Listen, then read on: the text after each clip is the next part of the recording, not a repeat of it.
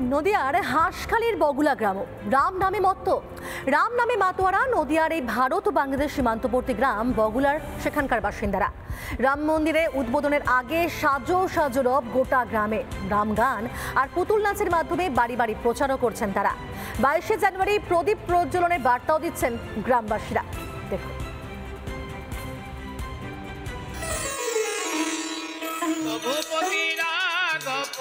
রাজা রাম পতিত পাবন সীতারাম জয় জয় রাজা রাম জয় সীতারাম পতিত পাবন সীতারাম। রাম গান রাম নামে মেতেছে সনাতনীরা। নদিয়ার এই ভারত বাংলাদেশ সীমান্তের বেশ কয়েকটি পরিবার আছে যারা এই পুতুল নাচের উপরেই নির্ভরশীল। অর্থাৎ এই পুতুল নাচের মধ্য দিয়েও যে বিভিন্ন রকম রাম গান আছে, সেই রাম গানগুলোকে নিয়েই এরা আরো রাম জনমুখী হচ্ছে।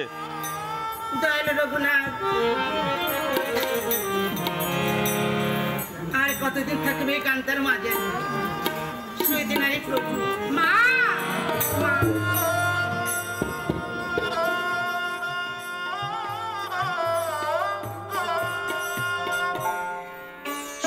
প্রাচীন এক ঐতিহ্যকে ধরে রেখেছে এই এলাকার বাসিন্দারা।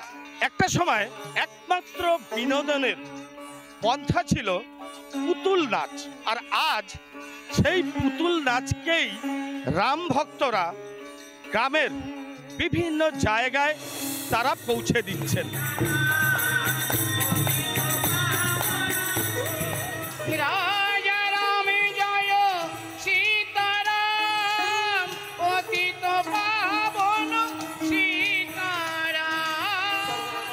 এই পুতুল নাচই ছিল পেশা, শুধু আমার নয়, আমার বাপ ঠাকুরদাদারা করে গেছেন, তারপর আমিও তো এর মধ্যে ঢুকেছি। কিন্তু কি করব, এখন যা পরিস্থিতি, এর মধ্যে আর কেউ এই সংস্থার মধ্যে কেউ ঢুকতে যাচ্ছে না হওয়ার কারণে যে টিভি সিরিয়াল হয়ে এতে খুব অসুবিধা হয়ে গেছে আমাদের পুতুল নাচে। তোমার দাদুর সঙ্গে দিন কত বন বেরিয়ে মা আশীর্বাদ করো।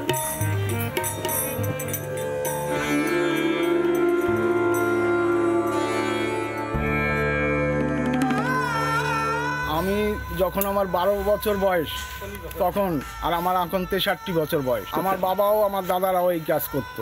আমরা দিন দিন মানে একদম ঘর পথে চলছি।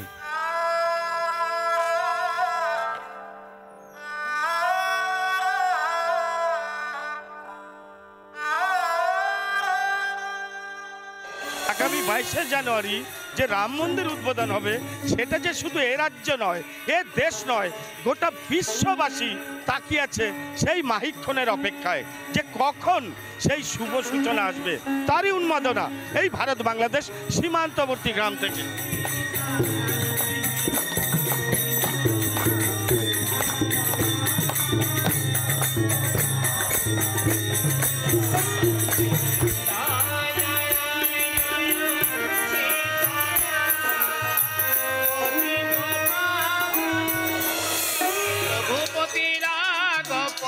রাজা রাম পতিত পাবন সীতারাম জয় জয় রাজা রাম জয় সীতারাম পতিত পাবন সীতারাম।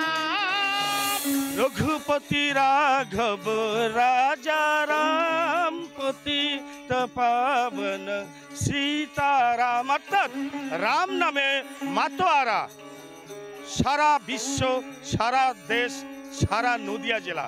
ভিডিও জার্নালিস্ট কাজল বসাকের সঙ্গে পলাশকান্তি মণ্ডল, রিপাবলিক বাংলা।